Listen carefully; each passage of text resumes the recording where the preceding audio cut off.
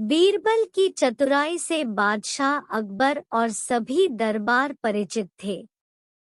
फिर भी अकबर बीरबल की चतुराई का परीक्षा लेते रहते थे। ऐसे ही एक सुबह बादशाह अकबर ने बीरबल को बुलाया और बगीचे में घूमने के लिए चले गए। वहां पर बहुत सारे पक्षी आवाज कर रहे थे। अचानक बादशाह अकबर की नजर एक कौवे पर पड़ी और उनके मन में शरारत सूझी। उन्होंने बीरबल से कहा, मैं यह जानना चाहता हूँ कि हमारे राज्य में कुल कितने कौवे हैं।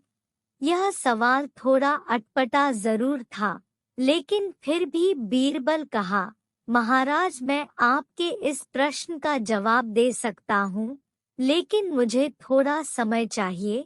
अकबर ने मन ही मन मुस्कुराते हुए बीरबल को समय दे दिया।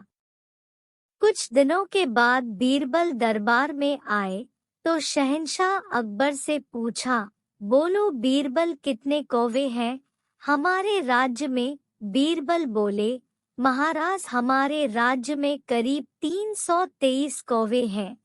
यह सुनते ही सभी दरबारी बीरबल को देखने लगे। फिर बादशाह अकबर बोले, अगर हमारे राज्य में कौवों की संख्या इससे ज्यादा हुई तो? बीरबल बोले, हो सकता है कि महाराज कुछ कौवे हमारे राज्य में अपने रिश्तेदारों के यहाँ आए हों। इस पर बादशाह अकबर ने कहा, अगर कम हुए तो? तब बीरबल बोले, हो सकता है कि हमारे राज्य के कौवे दूसरे देश अपने रिश्तेदारों के यहाँ गए हों।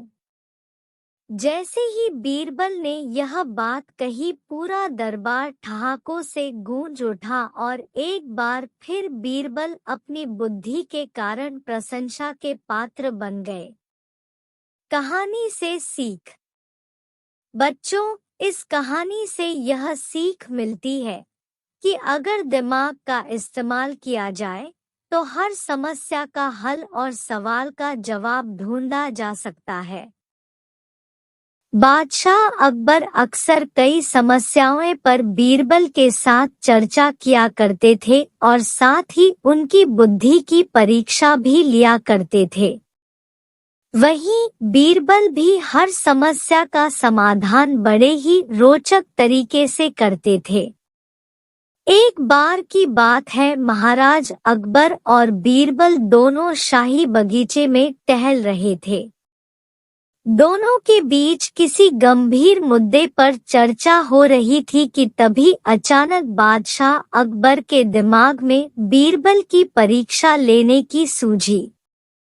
बादशाह अकबर ने पास में पड़ी हुई एक लकड़ी की ओर इशारा करते हुए बीरबल से पूछा, बीरबल, एक बात बताओ, ये जो सामने लकड़ी पड़ी हुई है, क्या तुम इसे बिना काटे छोटा कर सकते हो? बीरबल बादशाह अकबर के मन की बात समझ गए और वो लकड़ी बादशाह अकबर के हाथ में देते हुए बोले, जी महाराज, मैं इस लकड़ी को छोटा कर सकता हूँ। बादशाह अकबर बोले, वो कैसे भला? तब बीरबल ने वहीं पास में पड़ी हुई एक बड़ी लकड़ी उठाई और बादशाह अकबर को पकड़ाए हुए पूछा, महाराज, इनमें से छोटी लकड़ी कौन सी है? बादशाह अकबर बीरबल की चतुराई समझ गए और छोटी लकड़ी बीरबल के हाथ में देते हुए बोले, वाकई बीरबल, तुमने बिना काटे लकड़ी को छोटा कर दिया। इसके बाद दोनों जोर जोर से हंसने लगे। कहानी से सीख। बच्चों, इस कहानी से यह सीख मिलती है कि परिस्थिति चाहे जैसी भी हो, दिमाग से काम लेकर उससे बाहर निकलने का रास्ता खोजा जा सकता है।